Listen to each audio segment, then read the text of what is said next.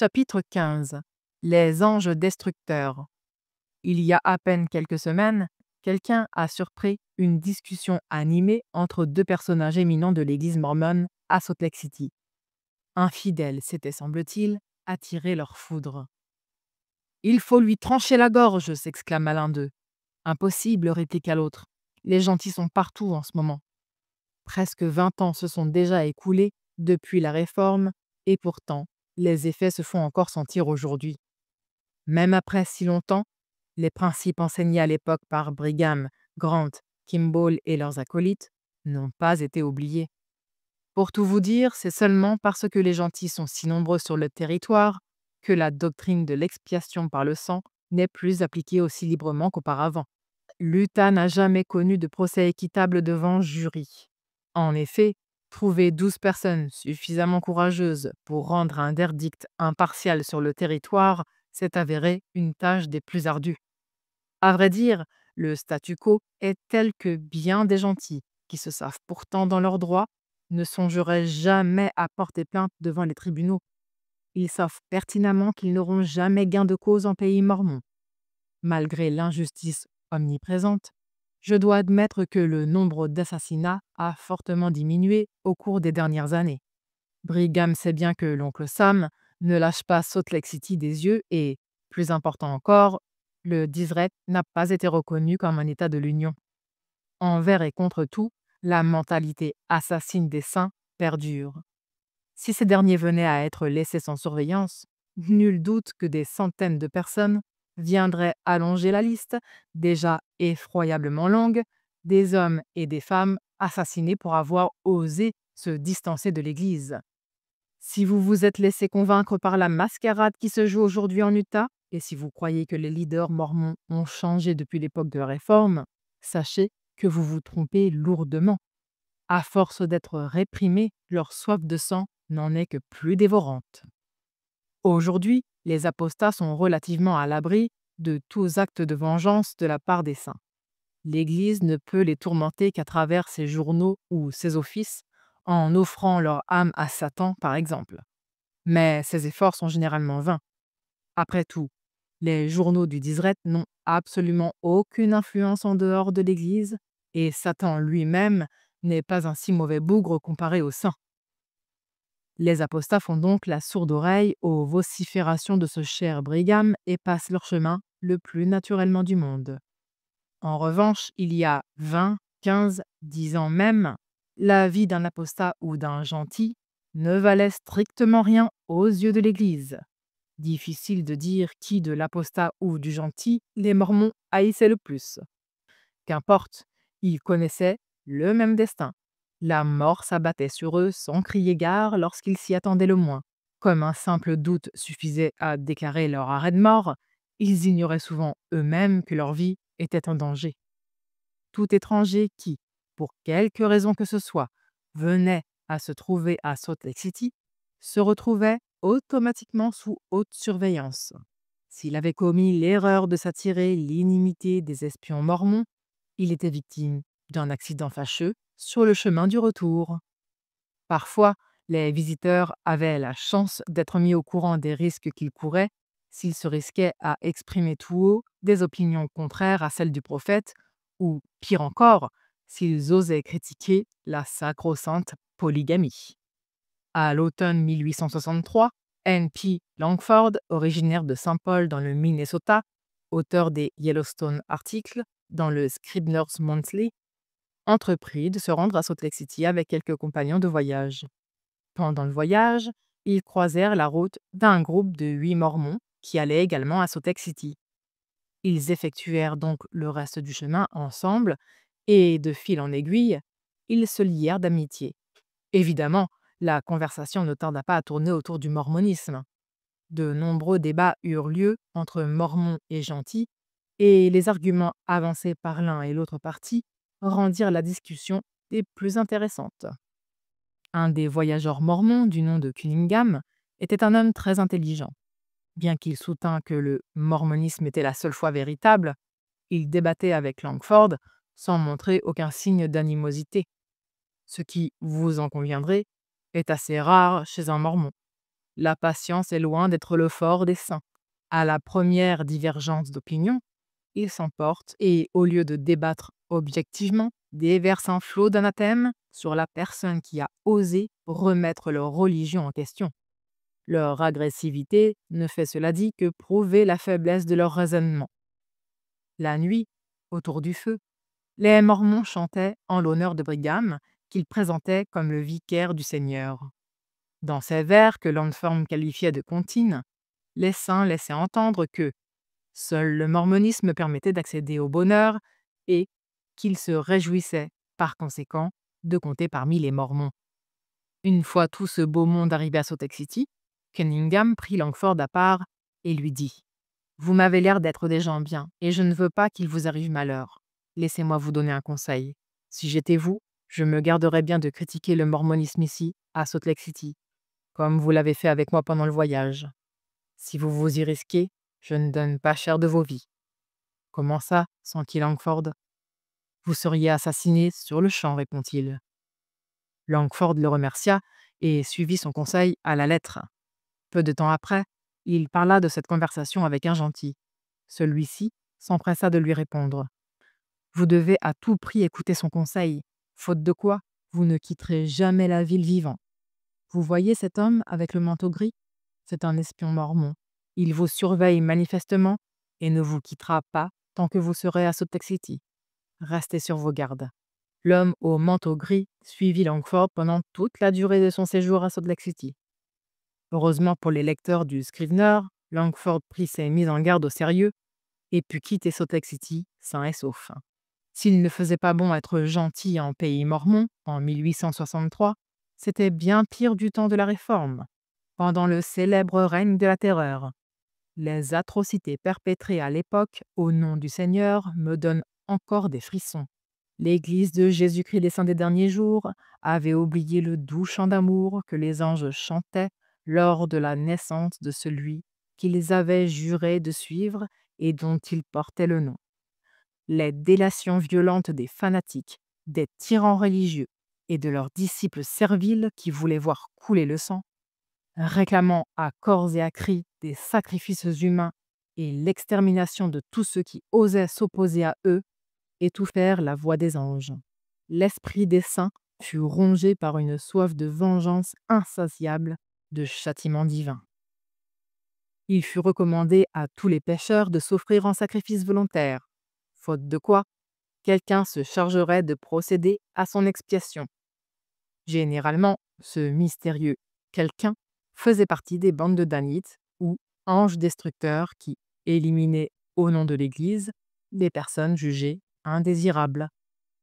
Les Danites avaient vu le jour dans le Missouri aux premières heures du mormonisme, avant Novo, mais ils s'étaient fait discrets, en tout cas jusqu'à l'instauration de la Réforme. Ce n'est qu'à ce moment-là que l'Église fit appel à leur talent particulier. Certes, il était temps que les saints prennent la vie de ces pécheurs par eux-mêmes, mais bien entendu, les leaders mormons n'allaient décemment pas s'abaisser à suivre leurs propres conseils. Plutôt que de se salir les mains, ils préféraient que le sale boulot soit fait à leur place et se contentaient donc de laisser entendre que telle ou telle personne devait disparaître. Ils n'y pensaient alors plus jusqu'à ce que la nouvelle d'une mort mystérieuse leur parvienne. Brigham commandita ainsi bon nombre d'assassinats, mais comme il n'a jamais tué aucune de ses victimes de ses propres mains, il clamerait sans doute son innocence si son nom venait à être associé à la mort de l'une d'entre elles. Si vous voulez mon avis, ses mains n'en sont pas moins tachées de sang. Cet homme affable ne laisse rien transparaître de sa cruauté. En apparence, il peut sembler irréprochable, mais croyez bien qu'à l'intérieur, il est pourri jusqu'à la moelle. Ses hommes de main les plus célèbres sont Orrin Porter Rockwell, plus connu sous le nom de Port Rockwell, et William ou Bill Hickman de son surnom. Port était accusé entre autres du meurtre de Boggs, gouverneur du Missouri. Port, qui était un ami de Joseph Smith, fut accusé du meurtre et, par extension, Joseph Smith fut soupçonné d'avoir commandité l'assassinat. Smith, profitant d'un vide juridique, fut relâché sans procès. Quant à Rockwell, il parvint à se trouver un alibi. Porte fut le bras droit de Joseph de son vivant et a juré qu'il vouerait chaque minute de sa vie à débarrasser le monde des ennemis de son prophète. Bill Hickman, qui, à en juger par le nombre de ses victimes, ne fut pas en reste, se retourna contre l'Église et témoigna contre Brigham et les autres dirigeants mormons. Il établit donc une liste exhaustive, d'après lui, des crimes odieux que Brigham lui avait ordonné de perpétrer. J'ignore les raisons qui l'ont poussé à tourner le dos à son prophète. Peut-être était-il pris de remords ou insatisfait de sa rémunération. Dieu seul sait. Parmi les crimes qu'il reconnut, ainsi figurait l'assassinat de Lobbs et le massacre du groupe d'Aiken. Un crime qui rappelle en bien des aspects le massacre de Mountain Meadows. Un groupe de 6 hommes avait quitté Sacramento en mai 1857 pour rejoindre l'armée du colonel Albert Sidney Johnston. Ils parcoururent une partie du chemin en compagnie de Mormons qui avaient reçu l'ordre de quitter le Missouri pour venir aider leurs frères dans la guerre d'Utah. Les Mormons prirent immédiatement leurs compagnons de voyage en affection. John Penantle, l'un des Mormons, a d'ailleurs déclaré qu'il fut appelé à comparaître. Ils étaient des hommes aimables, polis et courageux. Malheureusement pour eux, trouvant les Mormons trop lents, ils décidèrent de presser le pas et de laisser les Mormons voyager à leur rythme. À Riceville, à une quarantaine de kilomètres au nord de Salt Lake, ils se retrouvèrent accusés d'être des espions du gouvernement et furent arrêtés. Quelques jours après leur arrestation, alors que le groupe de Mormons arrivait enfin en ville, Penantle reconnut leurs chevaux dans un enclos public. Il demanda aussitôt ce que cela signifiait et apprit le chef d'accusation retenu contre eux. Il assura les autorités mormones que ses anciens compagnons de voyage ne connaissaient rien de l'armée et qu'il était par conséquent impossible qu'ils soient des espions. On ne peut rien y faire fut la seule réponse. Nous devons les garder. Le mystère de leur arrestation fut vite élucidé. Ils transportaient des biens estimés à pas moins de 25 000 $ sur eux.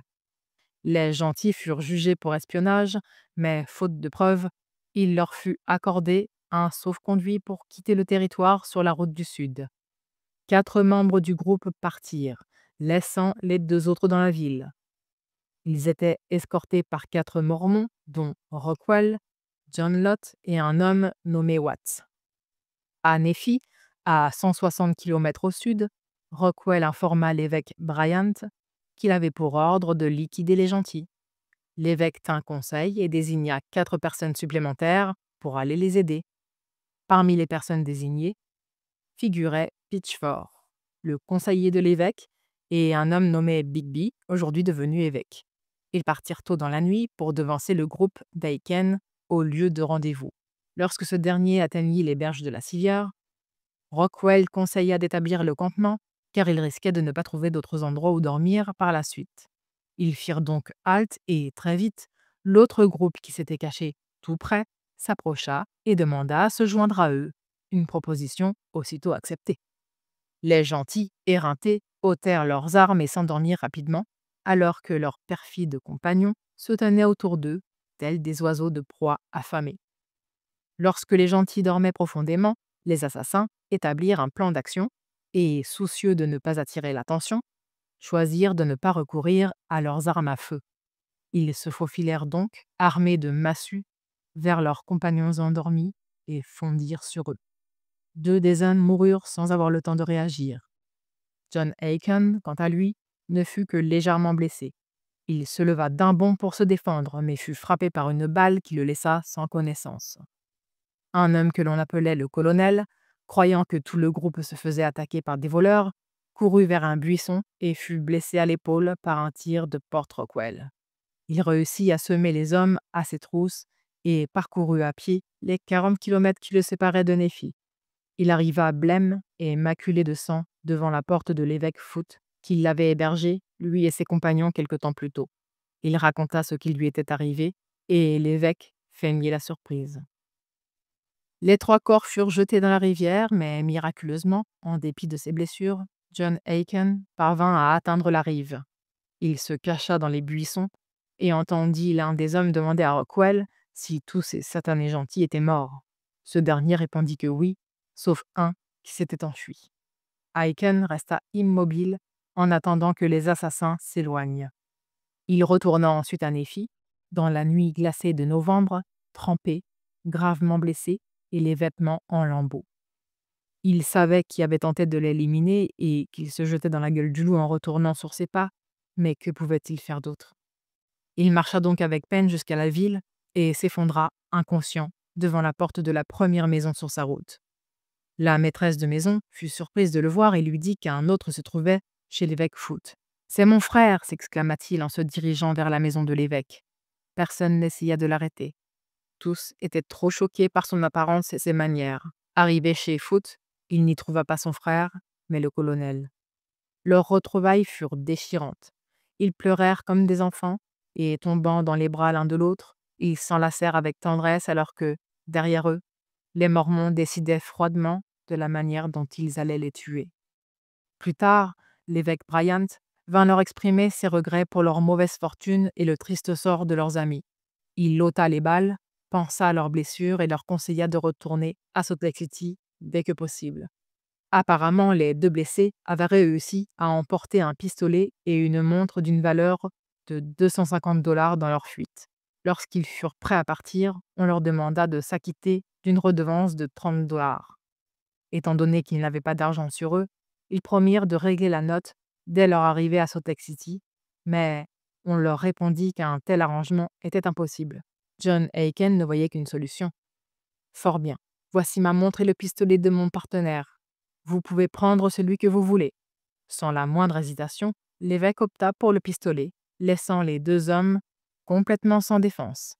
Alors que Aiken tendait l'arme à Foote, il se tourna vers son ami et lui dit, le visage ruisselant de larmes, « Prépare-toi à mourir parce que nous ne quitterons pas cette vallée vivants. » Avant leur départ, John avait commencé à écrire un compte-rendu de leur mésaventure, mais, trop bouleversé par les récents événements, il n'avait pas pu se résoudre à l'achever. Il demanda donc à l'un des fils de l'évêque, qui s'était révélé être un ami loyal, de le terminer. Ce récit, par une chance inouïe, n'a jamais été détruit. Ils n'avaient parcouru que quelques kilomètres lorsque leur charretier, un mormon dans la confidence, arrêta leur chariot en face d'une vieille cabane et déclara qu'il devait faire boire les chevaux. Il détacha les animaux et les mena plus loin. Immédiatement, deux hommes sortirent de la cabane et, sans laisser aux condamnés le temps de comprendre ce qui leur arrivait, tirèrent allègrement sur leur cible. Les cadavres furent déchargés du chariot et, utilisant des pierres pour lest, furent plongés dans un point d'eau profonde. Pendant que ces actes atroces étaient perpétrés, Porte et ses hommes étaient retournés à Salt Lake City. Là, Porte alla chercher les deux, qui étaient restés derrière, membres du groupe d'Aiken, et se dirigea avec eux vers le sud en veillant bien de leur faire boire de l'alcool tout le long du chemin. L'un des deux, du nom de Buck, feignit l'ivresse, mais l'autre était totalement inconscient lorsqu'ils atteignirent Point of the Mountain, où il avait été décidé de les faire disparaître, de les liquider, pour employer le langage des Danites. Ils furent soudainement attaqués. L'homme ivre fut rapidement tué, mais Buck, qui s'était méfié de ses compagnons et avait flairé l'embûche, sauta du chariot et parvint à semer ses poursuivants et à échapper à leurs balles. Il traversa la Jordan à la nage et retourna à Salt Lake City, où il raconta son récit qui suscita un profond émoi. Cette affaire inquiéta beaucoup Brigham, qui envoya immédiatement chercher Bill pour lui expliquer la situation avec son raffinement habituel. Ils devaient se débarrasser d'un homme, et ils ont tout fait foirer. Ils ont bu comme des trous, ont blessé l'un des nôtres, et l'homme leur a filé entre les doigts à Point of the Mountain. Cet homme est maintenant en ville et raconte à qui veut l'entendre ce qui s'est passé. C'est le scandale. Brigham lui ordonna ensuite de retrouver l'homme et de le liquider. Pour ce faire, il devait d'abord aller trouver George Grant et William Kimball, tous deux généraux dans la milice de l'Utah, et les consulter pour savoir comment régler le compte de Buck. Ces derniers étaient complètement dégoûtés par le manque de professionnalisme de Rockwell. Il fallait agir au plus vite. Ils lui demandèrent si c'était Brigham qui l'avait envoyé. Lorsqu'ils apprirent que c'était le cas, ils lui expliquèrent comment procéder. Bill n'avait plus qu'à suivre leurs instructions à la lettre.